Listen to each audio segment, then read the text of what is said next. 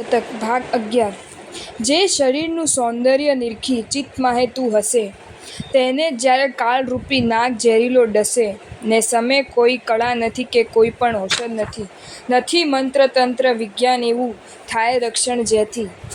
દેશ નાગ એ છે નાળવું ને પૃથ્વી એ તો પુષ્પ છે પર્વતો તે કેસરા સર્વે દિશાઓ પત્ર છે. માણસરૂપી મકરંદ છે એને અનાદિ કાળથી, આ કાળ ભંવરો ચૂસતો સંતોષને ધરતો નથી. દિન રાત છિદ્ર ગવેષતો છાયા તને બહાના ફરે, આ કાળરૂપ પિશાચ પાપી છળ કરીને સંહારે. એના ઝપાટામાં પડેલો ઝૂરી ઝૂરીને મરે, હા હા કરી નહીં ધર્મ સિદ્ધિ એમ પસ્તાવો કરે. વિવેચન: કાળ એ કાળો નાગ છે, એ ભયંકર ઝેરી છે. એનું ઝેર વિષ કોઈ રીતે ઉતરે એવું નથી, એવી કોઈ કળા નથી, એવું કોઈ ઔષધ નથી, મંત્ર તંત્ર કે વિજ્ઞાન એવું કોઈ નથી કે આ નાગના ઝેરથી બચાવે. એ નાગ કોઈને છોડતો નથી, એક સરખો સર્વેને ડસે છે. તું તારા રૂપથી મણકાતો હોઈશ, તારા સૌંદર્યનું તને અભિમાન હશે, તારા શરીર માટે તને ગૌરવ હશે, પણ તે ક્યાં સુધી? કાળ ફણીધરના એક ઝપાટા સાથે બધું ખલાસ, ત્યાં તારું કાંઈ નહીં ચાલે, માટે ધર્મ કર. કાળ એ કાળો ભમરો છે, એ અનાદિ કાળથી માણસ પ્રાણી રૂપ મકરંદને પુષ્પરસને ચૂસ્યા કરે છે, પણ ધરાતો નથી. પૃથ્વી એ પુષ્પફળ છે, તેની નાળ દાંડી છે શેષનાગ. પર્વતો એ કેસરા કળીઓ છે ને દિશાઓ એ પાંદડા છે. એ પુષ્પમાં પરાગરસ કોઈ હોય તો એ પ્રાણી છે ને ચૂસનાર ભ્રમર એ કાળ છે, માટે કાળથી ચૂસાવા કરતાં હિત સાધવામાં તત્પર બન. કાળ એ પાપી પિશાચ છે, એ અત્યંત બિહામણો છે, એને કોઈની પણ જરી પણ દયા નથી. છાયાના છલથી પડછાયાને બહાને એ હંમેશા બધાની સાથે ને સાથે જ રહે છે. જરાક નબળો પડ્યો કે ઉપાડી લે છે. એ લાગ શોધતો જ ફરે છે, વખત આવે કે તરત તે પ્રાણીને પોતાના ઝપાટામાં લઈ લે છે. એના ઝપાટામાં ફસાયેલોનો કેમે કરી છુટકારો થતો નથી, ઝૂરી ઝૂરીને મરે છે. ત્યારે એને થાય છે કે પહેલાં એ ચેત્યો નહીં, પહેલાં ચેત્યો હોત તો આ વખત ના આવત, પણ પાછળથી શું વળે? માટે હે ચેતન, હજુ કાળનો સપાટો નથી લાગ્યો, ત્યાં સુધીમાં ચેતી જા ને ધર્મરાધન કરી લે. કાળ પણ ધર્મથી ડરે છે, ધર્મની જેને સહાય છે તેને તે પણ વિશેષ પીડા આપતો નથી. માટે ધર્મને સાધ ને ધર્મની મદદથી કાળથી બચી સુખી થા. કર્મની પરતંત્રતા એ જ ખરી પરતંત્રતા છે, એ મહાદુઃખદાયની છે, એથી મુક્ત થવા પ્રયત્ન કર. ચણી બોર મૂલા મોગરીની જાતિમાં પણ તું ગયો, વિષ્ટાતણો કીડો થયો થઈ શેઠ નોકર પણ થયો, એમ વિવિધ કર્મ વશે કરી સંસાર નાટક સંચર્યો. હા મિત્ર, તું પરવશ થકી દુઃખી થયો. વિવેચન: હે મિત્ર, તું કર્મને વશે છો. કર્મ રાજા તને જેમ નચાવે છે તેમ તું નાચે છે. નટની જેમ ભવ નાટકમાં જુદા જુદા વેશ ભજવે છે. તું ચેતન અને કર્મ જડ, તારા ઉપર એ જડની સત્તા. એ તને ચણીબોર તુચ્છફળ, મૂલાના કાંદા, મોગરી, સુગરી, વાઘરી વગેરેમાં જઈને રહેવાનું કહે તો તારે રહેવું પડે.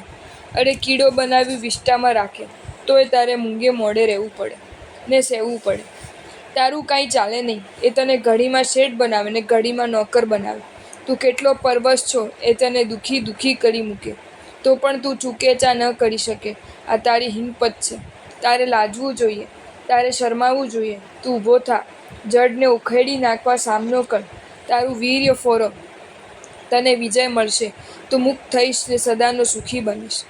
સગા ને સંબંધીઓ સર્વે સ્વાર્થના છે, એનો સ્નેહ તજવો એ જ શ્રેયસ્કર છે. માતા પિતાને પુત્ર પુત્રી બંધુઓ ભાર્યા તથા મિત્રો સગા વાલા સંબંધી શરીરના છે સર્વથા. સ્મશાનમાં એ દેહને બાળી રૂવે છે સ્વાર્થને, આ સ્વાર્થના સંસારમાં શો સ્નેહ લાગ્યો છે તને? વિવેચન: હે જીવ, આ સંસારમાં તારું કોઈ જ નથી. જરા વિચાર કરીશ તો તને એ વાત બરાબર સમજાશે. તને કોઈ કહેતું હશે કે આ મારો છોકરો, મારા બાપુજી, મારા પિતાજી, મારા મોટાભાઈ, મારા સ્વામીનાથ, અમારા પરમ સ્નેહી મિત્ર, અમારા કુટુંબી સંબંધી, સગાવાળા, નાતીલા છે, પણ એક કૂથનોમાં તું મૂંઝાતો નહીં. એ સર્વ સ્વાર્થના વચનો છે.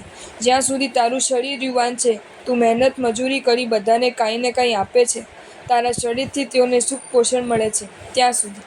પણ એ શરીર લથડ્યું, અટક્યું, મહાવ્યાધિઓ પટકાયું, ત્યારે તારું કોઈ સગું થવા નહીં આવે. ભયોથી બચાવનારું તારું કોઈ નથી. છેવટે તારા દેહને શરીરને મસાણમાં, પ્રેતવનમાં, સ્મશાનમાં લઈ જઈ બાળી દેશે ને પોતાના સ્વાર્થ માટે મોટી પાંખ મૂકી રુદન કરશે. આવા કેવા સ્વાર્થથી જ ભરેલા સંસારમાં તું કેમ મોયો છે?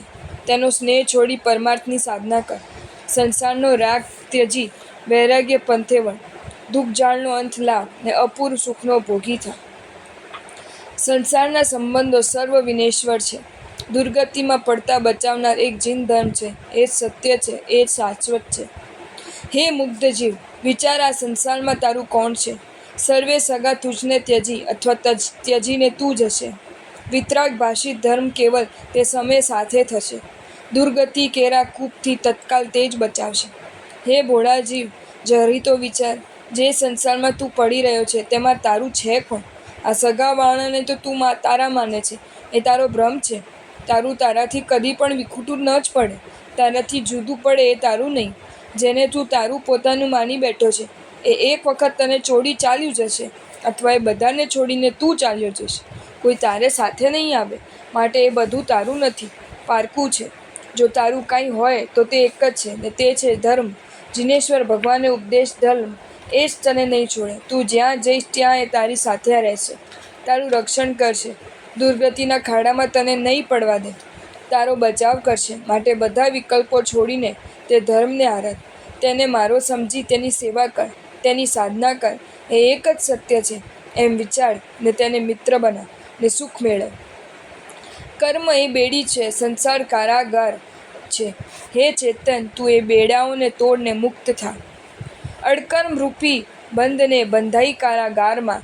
સંસારમાં એ તું સડે છે મોહના સામ્રાજ્યમાં. એ બંધનોને આત્મબળથી વીડ થઈને તોડશે તો મુક્તિના સામ્રાજ્યને તું આત્મ સાથે જોડશે. હે આત્મન, તું વીર થા, તું બહાદુર બન, તારું શૌર્ય અજમા, તારું આત્મબલ ફોરવ, તારી શક્તિ વાપર, કારણ કે તારું સામ્રાજ્ય લૂંટાયું છે. તું અનાદિકાલથી મોહ રાજાનો કેદી બન્યો છે. એને તેને સંસારરૂપી જેલમાં, કારાગરમાં પૂરી રાખ્યો છે. તું ભાગી ન જા માટે 8 બેડીઓ બાંધ્યો છે. તે બેડીઓ ઘણી જ મજબૂત છે. તેના નામ અનુક્રમે આ છે: પહેલી જ્ઞાનાવર્ણ્ય, બીજી દર્શનાવર્ણ્ય, ત્રીજી વેદનીય, ચોથી મોહનીય, પાંચમે આયુષ્ય, છઠ્ઠું નામ, સાતમે ગોત્ર, આઠમે અંતરાય. એ 8 કર્મ એવા નામે ઓળખાય છે. અહીં મોહ રાજા તારી પાસે મજૂરી કરાવે છે, તને દુઃખ દે છે, તને મારે છે, પીટે છે. હવે તું ધર્મરાજાની સહાય લે.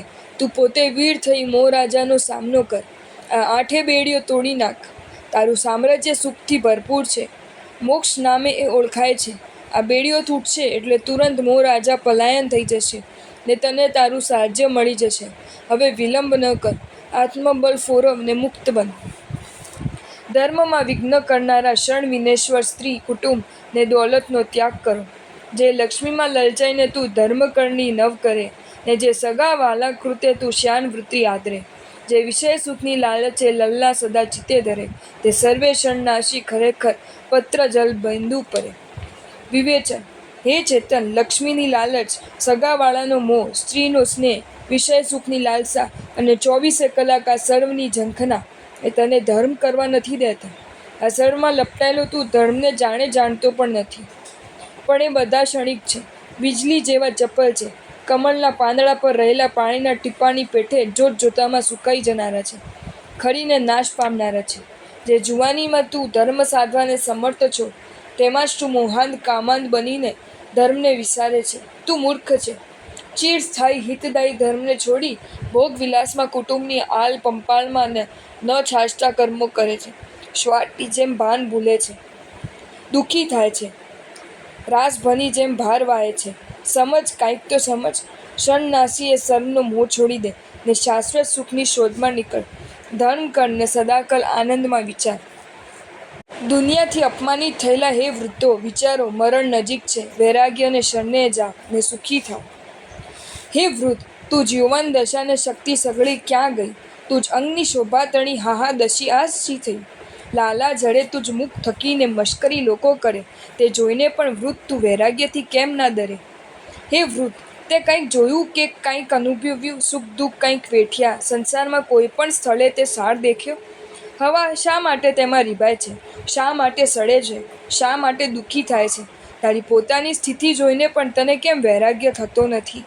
એક વખત તને તારી તાકાત તને માટે અભિમાન હતું. ચાલતો ત્યારે ધરતી ધ્રુજતી, શરીરનું સૌંદર્ય જોઈ તું મલકાતો, બોલતો કે હસતો ત્યારે તારી બત્રીસી નાચી ઉઠતી. તું સર્વને પ્રિય હતો. આજે તારી કઈ સ્થિતિ છે? તારી આ યુવાની ચાલી ગઈ, તારું કૌવત નાશ પામ્યું, તને બેસતા ઉઠતા પણ મુસીબત પડે છે. તારા અંગ ગળી ગયા છે, ચામડીમાં કરચલી પડી છે, નાકમાંથી શ્લેષ્મા નીકળે છે, મોંમાંથી લાળ ઝરે છે. લોકો તને ઈચ્છતા નથી, તને બનાવે છે, મશ્કરી કરે છે.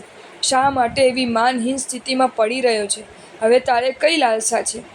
અડંગ ગલિતમ પલિતમ મુંડમ દશન વિહીનમ જાતમ તુંડમ વૃદ્ધો યાતિ ગૃહત્વા દંડમ તદપી ન મુચ્યત્યાશા પિંડમ. એવી કઈ આશા તને સતાવે છે? તારા ઘરવાળાને પણ તું ભારભૂત લાગે છે. એ લોકો રોજ મનમાં વિચારે કરે છે કે હવે આ ડોસો મરે તો સારું. તો પણ શું આ માટે બધાને વળગી રહ્યો છે?